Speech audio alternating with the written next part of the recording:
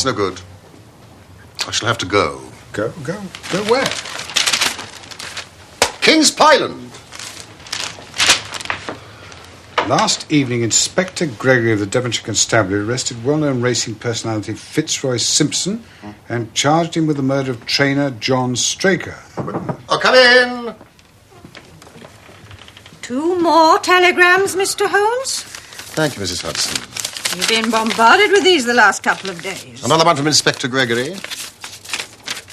And one from Colonel Ross. Ah, that's the horse's owner. Thank you, my dear. Watson, I have made a blunder, which I am afraid is a more common occurrence than anyone would think who only knew me through your memoirs. But the fact is that I could not believe that so remarkable a horse as Silver Blaze could disappear, especially in the seclusion of somewhere like the north of Dartmoor. From hour to hour, I've expected to hear that the abductor was the murder of John Straker and the horse had been found, but that doesn't seem to be the case. But I should be happy to go with you. Ah, Tavistock. If I should not be in the way. Oh, my dear Watson, you would confer a great favour upon me by coming. I'm sure your time will not be misspent. The case promises to be absolutely unique. We can just catch our train from Paddington. But Watson, would you be so kind as to bring your field glasses? Ha!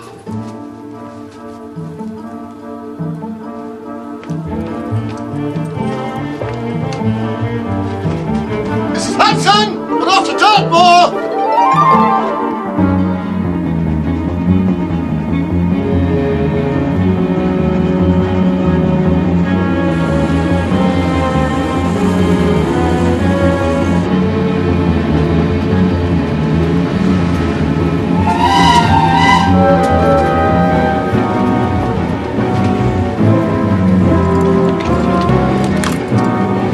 Tickets, please.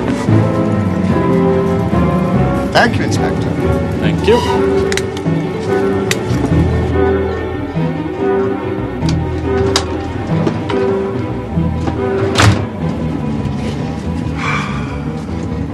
Watson, we're going well.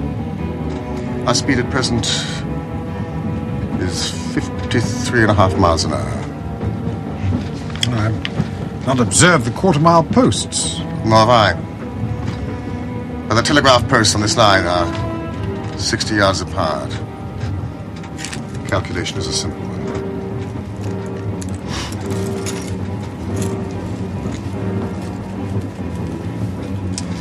Has that remarkably coloured sporting paper anything to say on the subject of our horse? Huh? Oh. Yes.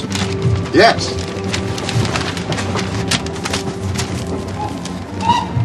Here we are. Silver Blaze.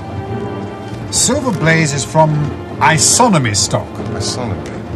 And holds as brilliant a record as his famous ancestor.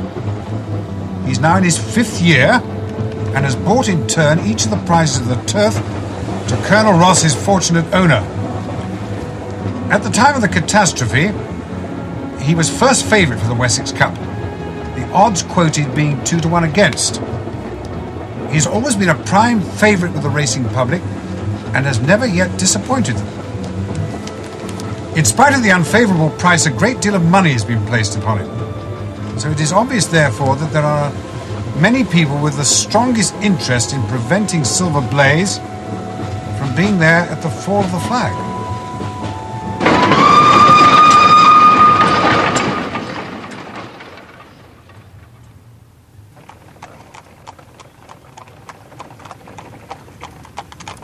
All right, Baines, will you stop here, please, because this is rather a good view.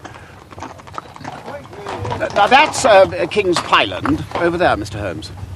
You know, my training stable where the missing horse was kept. What exactly does your establishment consist of, Colonel Ross? Well, there's a trainer's house where poor Straker lived with his wife and a maidservant. How long had he been with you, sir? Oh, 5 years as jockey, until he got too heavy for the weighing chair. Then 7 years as my trainer. Yes, he was a first-class man. And I presume the stables are beyond? Yes, not a big yard. It's a good one. My son is quality, not quantity. As anyone connected with the turf will tell you, Mr. Holmes. Yes, thank you, Inspector. You see, at the moment I've only 5 horses in the yard. I see you have 2 of them entered for the Wessex Cup, Colonel Ross. That's right, yes. Yes, Silver Blaze and Bayard. But between ourselves, Bayard is intended for a pacemaker. Well, with such valuable animals under his charge, I imagine your trainer, Mr. Straker, must have taken some precautions. Oh, yes, indeed. 3 stable lads live with the horses. And after dark, one of the lads was always on duty in the stables while the other 2 sleep above in the loft. Is that another training stable over there? Yes, that's Mapleton. Lord Backwater's yard. Oh, Lord Backwater. Lord Backwater owns Desborough, the second favourite for the Wessex Cup. This is not a bad horse. Not in the same class as Silver Blaze. Fellow called Silas Brown trains for Backwater. I can't stick the fellow himself. Nor could Straker come to that. It's a natural rivalry, I presume. Rather more than that. Shall we drive on? Yes, indeed. All right, Baines.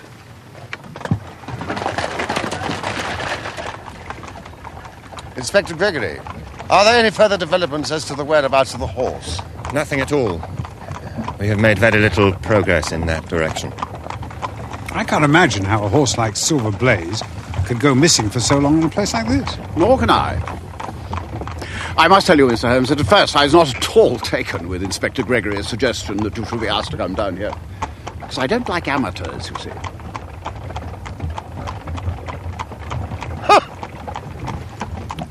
But you did send me a telegram, Colonel. Well, no one else seems to be able to find my horse. If you ask me, it's these damned gypsies wandering all over the moor. It's a perfect scandal. I've said so for years. My men have seen every group of gypsies on Dartmoor in the last 2 days, Colonel. And searched every stable, yard, quarry and cave in South Devon. It's an absolute mystery.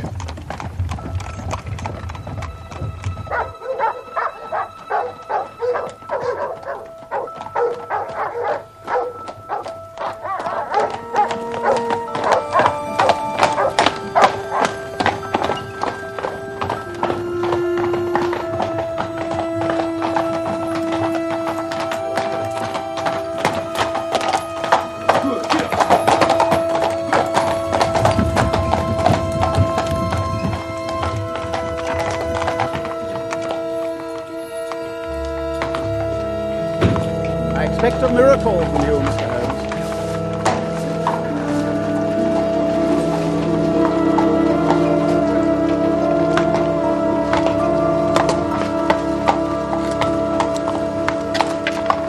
Inspector Gregory, my friends at Scotland Yard tell me that you're rapidly making a reputation for yourself in the English detective service. I'm a keen student of your methods too, Mr. Holmes. I have the 2 principal witnesses waiting for you. Thank you.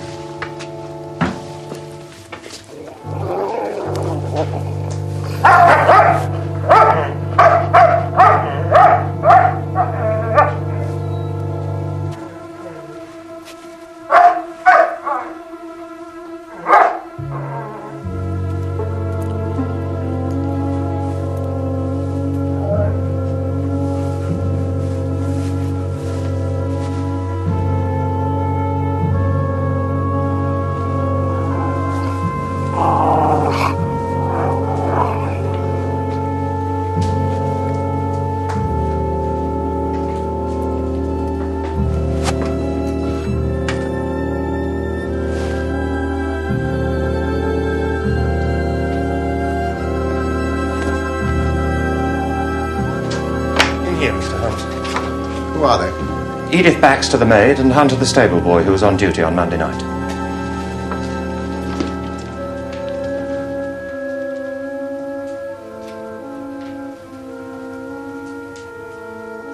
It was just a few minutes after 9 o'clock, sir. I was carrying Mr. Hunter's supper across from the house. But Miss Baxter, what did the supper consist of?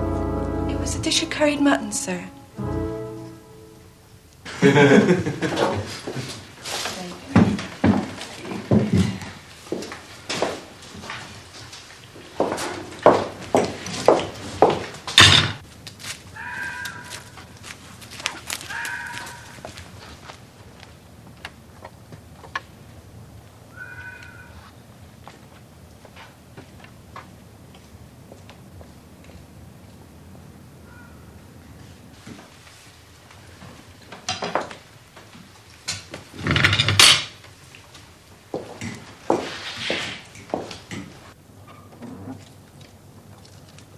Suddenly I heard a man's voice. Didn't half give me a turn, I can tell you, sir. Excuse me, miss. What do you want, sir? Can you tell me where I am? I'd almost made up my mind to sleep on the moor when I saw the light. This is King's Pyland training stable, sir. What a stroke of luck. I understand there's a stable lad. Sleeps here at night. No doubt that's his supper you have there. Now, I'm sure you wouldn't be too proud to earn yourself the price of a new dress, would you? See, the boy has this tonight, and you shall have the prettiest frock money can buy. I couldn't! Ned! Ned! Ned! There's a man! Stop me out there! I'm ever so frightened. What do you want? He asked after you. He asked me to give you something. What was it? I don't know. It was white. Where is he now? He's gone. Well, you best cut back up the house, quick. Tell the governor! Yes, Ned!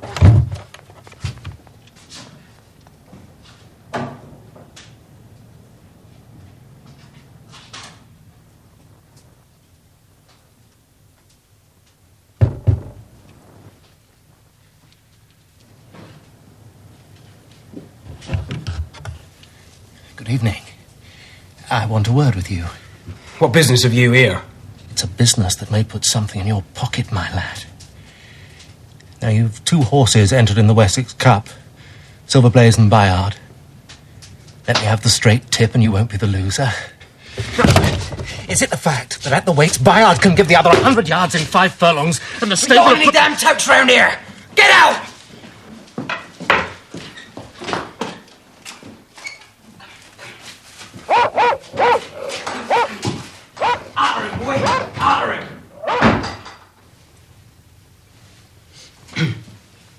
The governor and the others came down soon enough. We found neither sight nor sound of the man. One moment. When you let the dog out, did you leave the door open behind you? Oh, excellent, Watson, excellent. It's just the point I was going to make. I locked the door behind me, sir. I swear it. Good lad.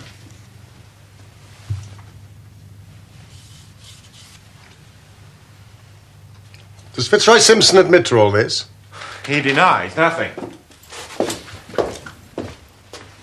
He says he came for information. What about the white paper? He says it was a £5 note. Thank you, Inspector.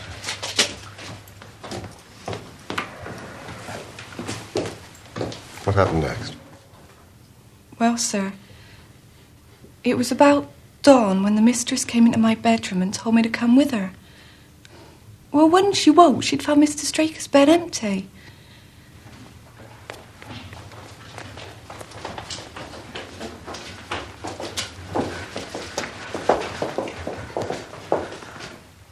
Heavens!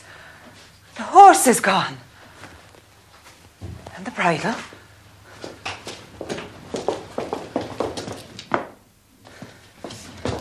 Ned!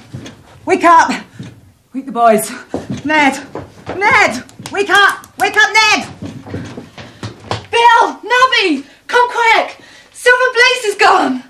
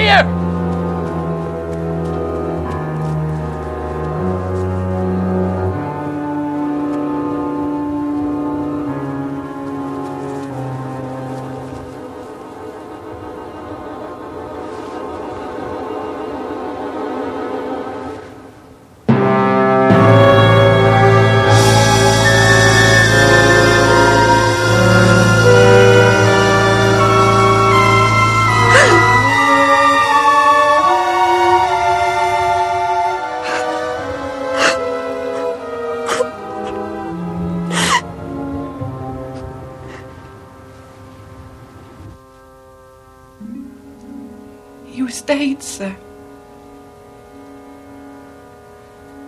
Is that...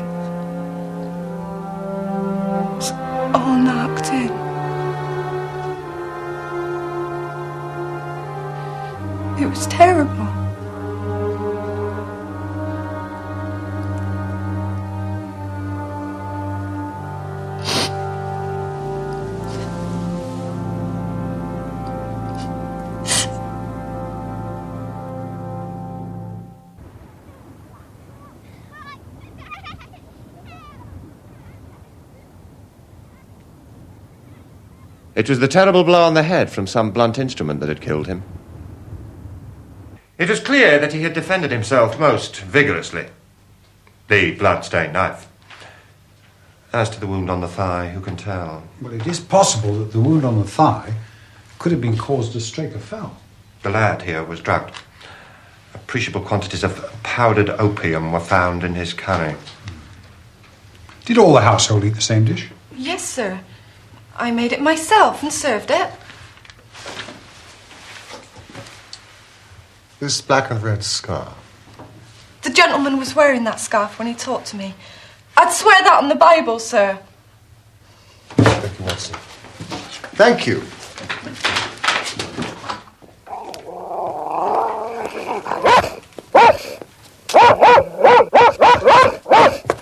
Lloyd! Stop it, boy! Stop it! Come on! Stop it. Good boy.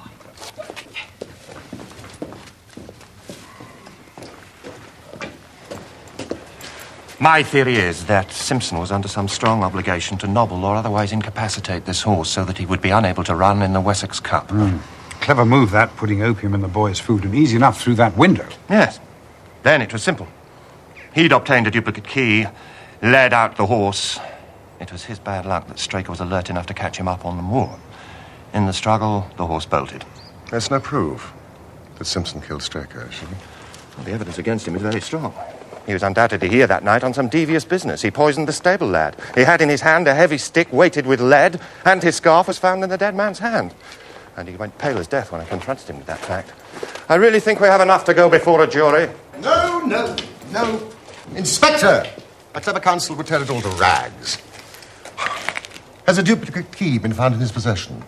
No. But what chemist sold him the powdered opium? And above all, how could he, a stranger in this district, hide a horse? And such a horse as Silver Blaze? I agree, the evidence is circumstantial. But I think the net is drawn pretty tightly round Fitzroy Simpson. And I believe he is our man. What sort of a fellow is he? And why would he do such a thing?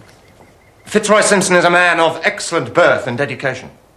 Unfortunately, he has squandered a fortune on the turf, which has put him in the hands of moneylenders and unscrupulous bookmakers. Plenty of those sharks in the racing world. I didn't know that you were a betting man, Watson. What?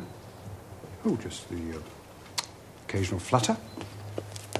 I presume an inventory has been made of what Straker had in his pockets at the time of his death? I have the things themselves in the sitting room, if you would care to see them.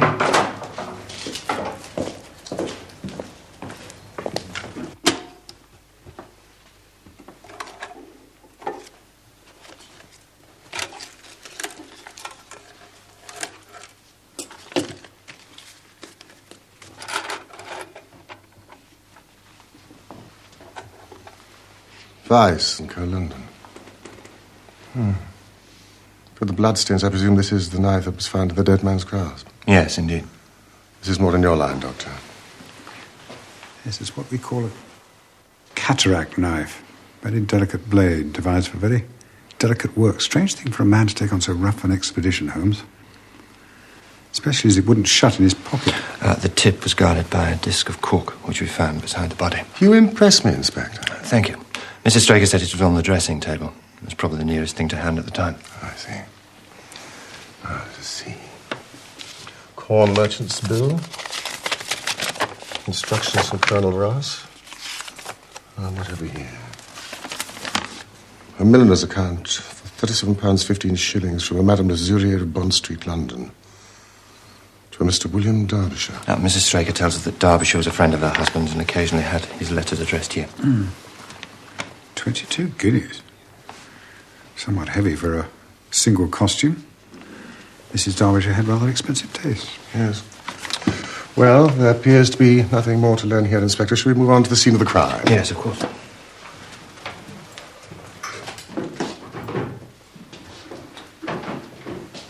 Afterwards.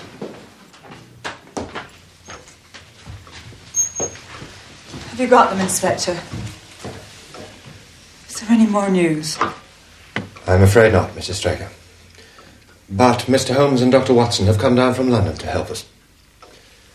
I assure you we are doing everything possible. I wish you good luck, Mr. Holmes. Well, thank you, madam.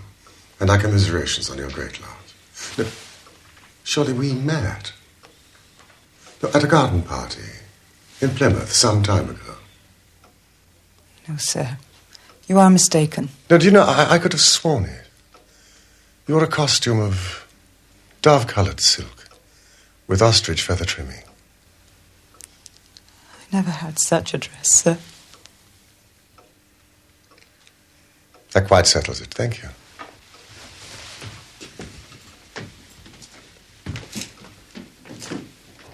That is the bush where the coat was hanging. What was the weather like? Oh, calm. Bit of rain about. And the coat was not blown against the bush, but placed there. Oh, Yes, it was placed there. Inspector. No, no, no. So many people have trampled around this land. There have been many people here. That piece of matting has been placed there, and we have all stood upon that. Not the general public. I have in this bag one of the boots John Straker wore, one of Fitzroy Simpson's shoes, and a cast horseshoe of Silver Blaze. Thank you, Inspector.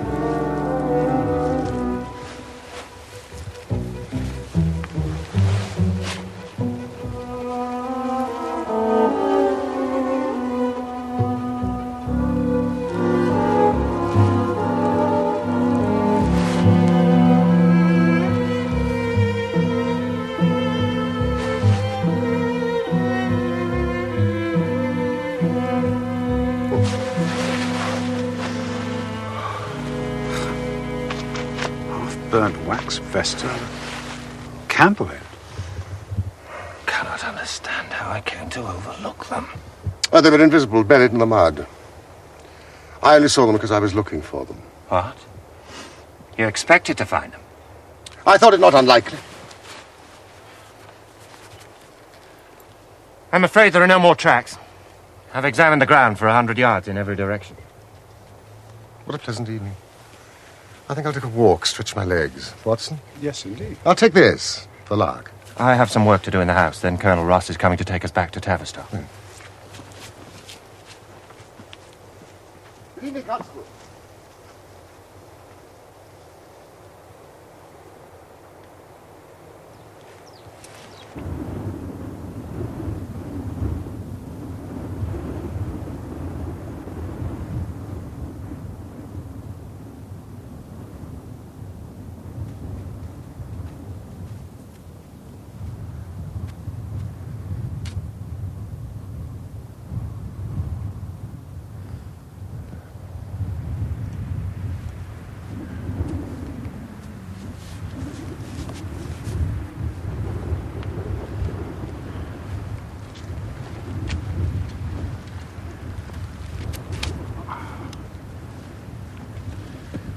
Supposing Silver Blaze broke away, I mean, where would he have gone? If he'd run loose on the moor, he'd have surely been seen by now. Perhaps the gypsy theory is correct. No. A horse is a most gregarious creature. Now, he did not go back to King's Pyland, to his own stable, so he must have gone to Mapleton. Now, let us use that as a working hypothesis.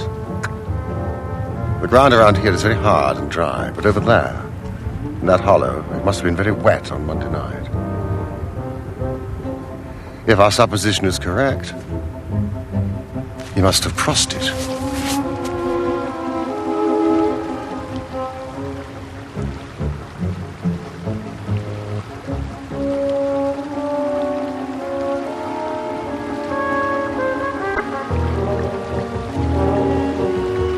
Watson!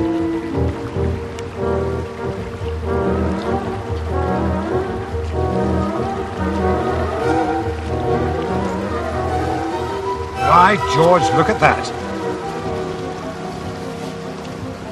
You see, the value of imagination is the one quality which Inspector Gregory lacks. We imagined what might have happened, acted upon the supposition, and find ourselves justified. Let us proceed.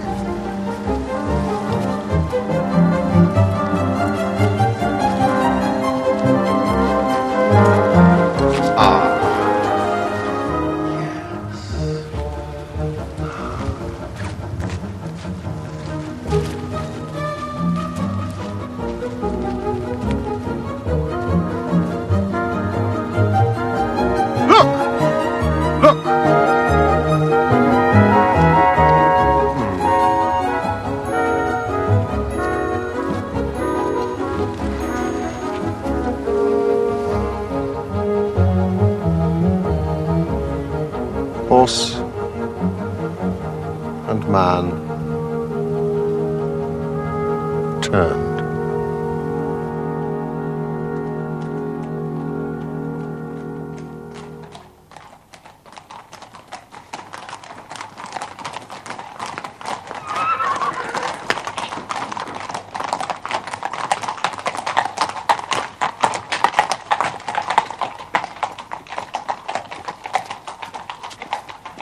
No loitering round here.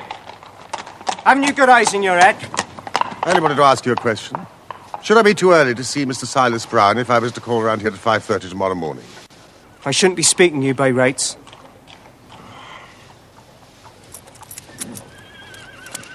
Here, lad.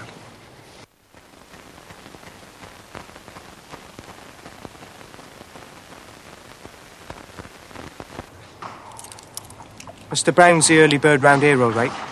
Dawson, what are you doing gossiping with strangers? Be about your business. Now, what the devil do you two want round here? Just a few minutes of your time, Mr. Brown. Be off with you, or you'll find the dog on your heels.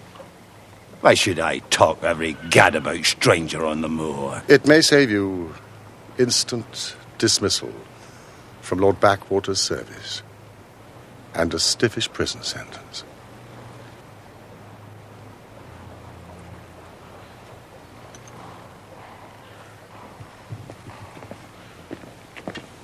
Keep guard.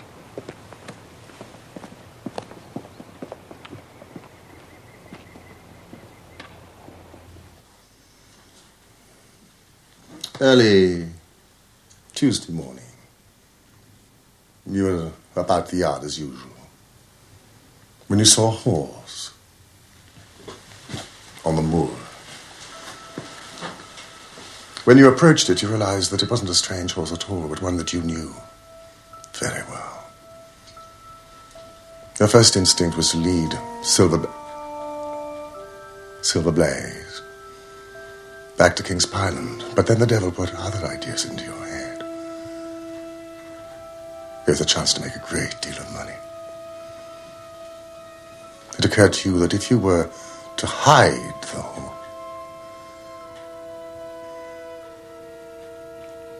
You've been watching me, haven't you? You've been spying on me, son.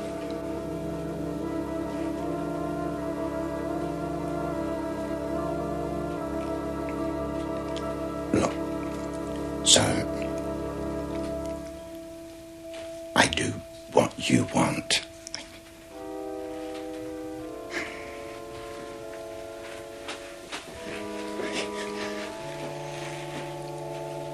If it's money you want, you shall have it.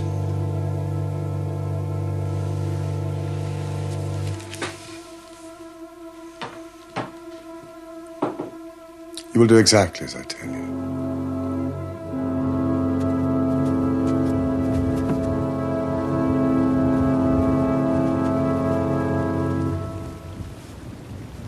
A more perfect compound of the bully, coward, and sneak than Master Silas Brown I've seldom met with. He has the horse, then? Of course.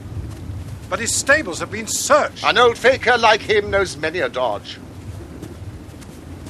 Watson, I don't know whether you observed, but Colonel Ross's manner to me has been somewhat cavalier. I'm inclined to have a little amusement at his expense. Say nothing to him about the horse. I shall say nothing without your permission. Splendid. We have found traces which show that a party of gypsies encamped on Monday night within a mile of where the murder took place. Fitzroy Simpson may well have an understanding with them over hiding the horse. Nevertheless, I think I owe it to the public to remove Silver Blaze's name for the entrance for the cup. No, certainly not. Colonel, I should let the name stand. But I've already withdrawn buyout. But I have every hope that Silver Blaze will start on Saturday. Have your jockey in readiness. I'm very glad to have your opinion, sir. That is a minor point, of course, compared with the question of who killed John Straker. Doubtless you will be devoting yourself to that problem. On the contrary, Dr. Watson and I are taking the night express to London. We've had the most charming little breath of your country air. So you've despaired already of arresting the murderer of poor John Straker? There are certain grave difficulties. Do you have a photograph of Straker? Thank you, Inspector. I am quite ready now for Tavistock. Linger. I must say I'm rather disappointed in our London consultant.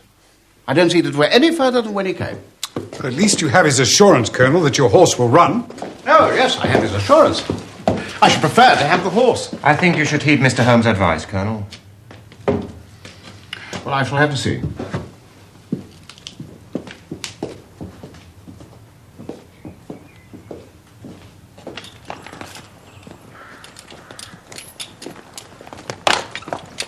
Excuse me, who looks after these sheep?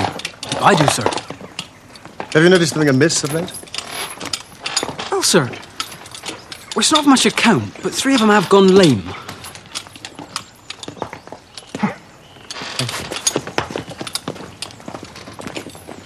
A long shot, Watson. A very long shot. After you. Inspector, I'd like to recommend to you the singular epidemic among the sheep. You really consider that to be important? Exceedingly so. All right, Baines.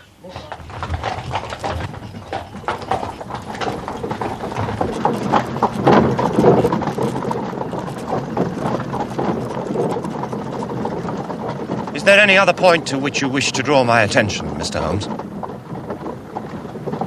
To the curious incident of the dog in the night time. But the dog did nothing in the night time. That is the curious incident.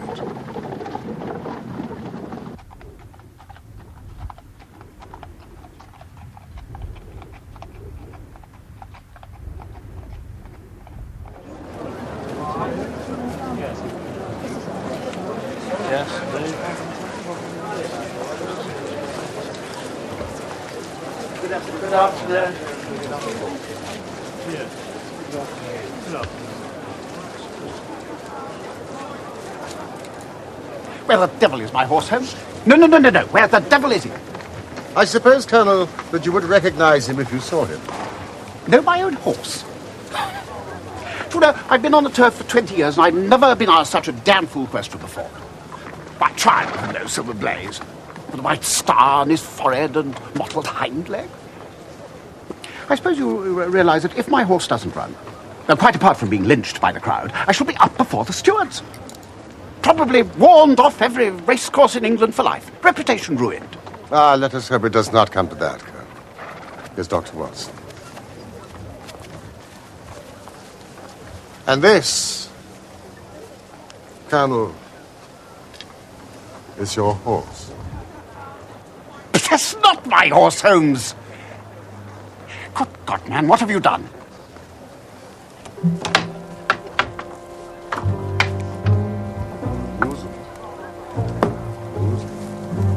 Thank you.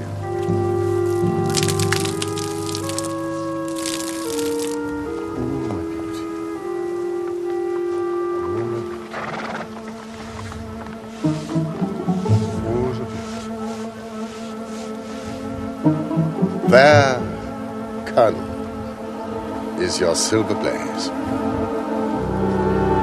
I found him in the hands of a faker and brought him to the course just as he was.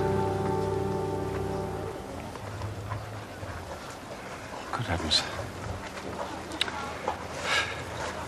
You take my breath away, Mr. Holmes.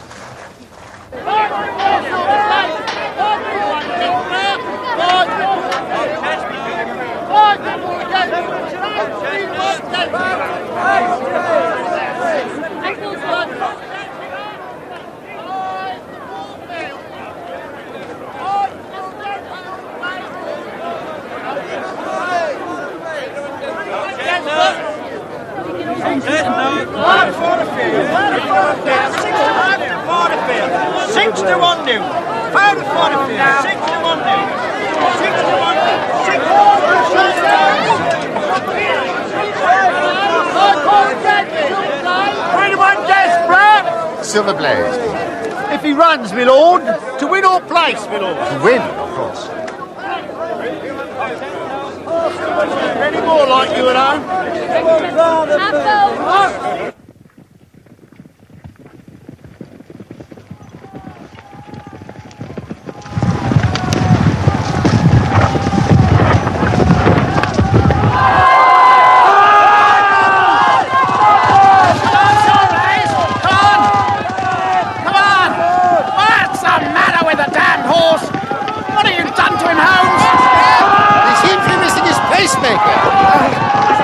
Withdrawn, Bayard. Wait a minute. He's breaking through. Come on, Silver Blaze. Come on, Silver Blaze. Come on, Smithers. Oh, go on, go on, go on. You're going to win, you're going to win, you're going to win.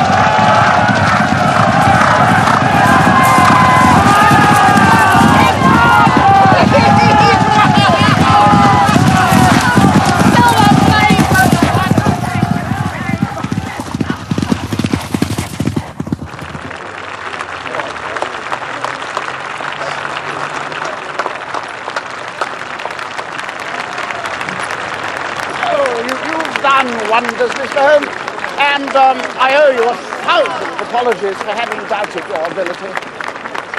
Now, you've done me a great service by recovering my horse. You'd do me a greater still if you could lay your hands on the murderer of John Straker. I've done so. What? What's all this about if you've got him? Where is he, then? He's here. Here? Where? Someone who's in our presence at this very moment. Yes, I quite recognise that I'm under obligations to you, Mr. Holmes, but this is either a very bad joke or an insult. The real murderer, Colonel, is standing immediately behind you. But the horse? Yes, the horse. And it may lessen his guilt if I say that it was done entirely in self-defense. And that John Straker was a man quite unworthy of your trust.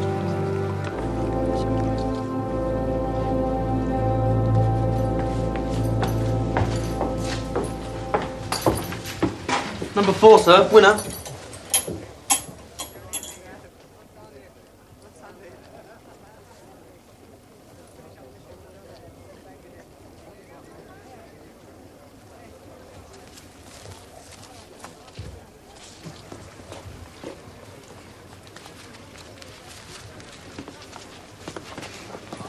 Colonel Ross. Yes. Yes, thank you very much.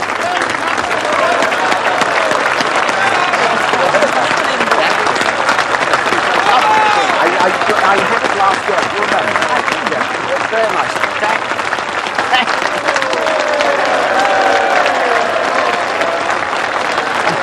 Thank you very much. You know, Number 12. Number 12. Yeah. Chestnut. Roast chestnut.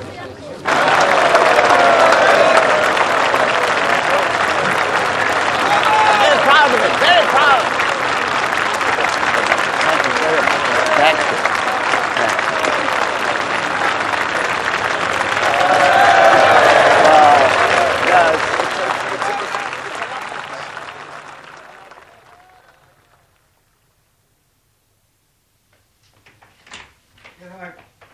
I confess, Colonel, that when we came down to King's Parliament, I was convinced that Fitzroy Simpson was the true culprit. All the newspaper and police reports seemed to point to it. It was only when I entered the trainer's house that the immense significance of the curried mutton occurred to me. Oh, I confess, even now I cannot see how it helps us. Powdered opium, Colonel, is by no means tasteless. I am correct. Oh, quite correct. The flavour is not distasteful, but it is perceptible. Were it mixed with an ordinary dish, the eater would undoubtedly detect it, but would probably eat no more. Curry was exactly the medium with which to disguise the taste. So it must have been Straker or his wife. Exactly. Because I remember you spoke of a dog.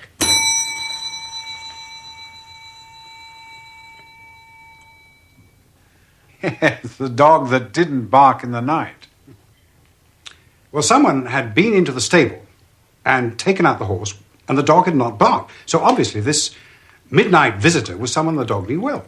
I was already convinced that it was Straker. But for what purpose should he take out the horse and drug his own stable boy? A dishonest one, obviously. There have been cases before now where trainers have made great sums of money by laying against their own horses and then preventing them from winning. Well, sometimes you get a pulling jockey, I will say that. And sometimes by surer and more subtle means. This singular knife, which was found in the dead man's hand, and which no sane man would use as a weapon, right, Doctor? Yes, only used in the most delicate operations. It was used for a very delicate operation that night. Excuse me.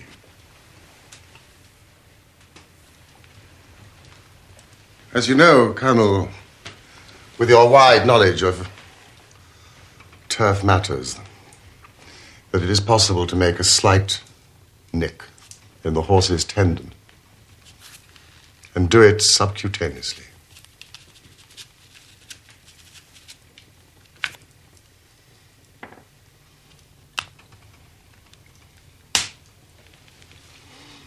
Any slight lameness will be put down to a strain in training or bruise, never foul play. Villain, a damn scoundrel. Not an operation to be done in the stable, no food for me. So sensitive a creature would arouse the soundest of sleepers. I've been blind, and Gregory too. Of course, that's why he needed the candle and struck the match. When I examined Straker's belongings, I was fortunate to discover not only the method of the crime, but also the motive. Most men do not carry other people's bills in their pockets. From this I concluded that Straker was leading a double life. The nature of the bill shows that there was a woman in the case, and a woman of expensive tastes. Liberal though you are with your servants, I'm sure they're not able to afford 22 guinea walking dresses for their ladies. Mrs. Straker never had one by her own admission. When I visited Bond Street the other morning, I showed Madame Lazurier this photograph of Straker.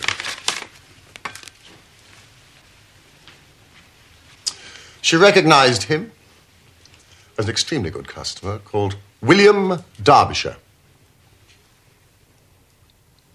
with a very dashing young wife with a partiality for expensive dresses. Women. Women! I suppose it was she who plunged him head over heels into debt and so led him to this miserable plot. Straker led out Silver Blaze into the hollow, where its light would not be visible from the yard. Simpson, in his flight, had dropped his scarf. Straker picked it up, with the idea, no doubt, that he might use it in securing the horse's leg. Straker was able to light his candle, but just as he had the knife ready, the horse lashed out and caught him a fatal blow on the forehead.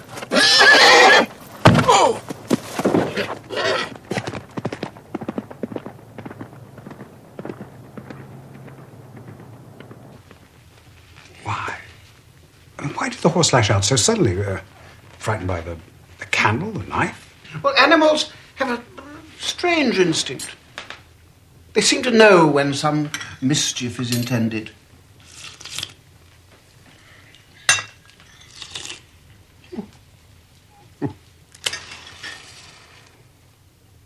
My final shot, I must confess, was a long one. It struck me that such an astute man as Straker would not undertake this tender nicking without a little practice. The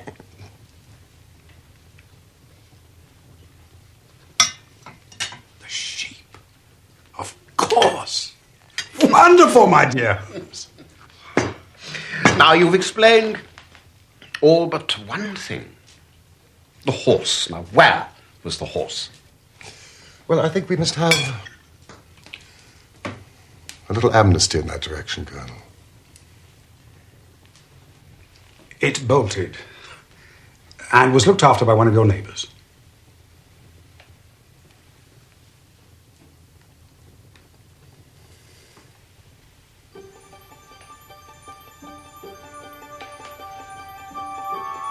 Gentlemen, I give you a toast to Silver Blaze, coupled with the names of my friends, Mr. Sherlock Holmes and Dr. Watson.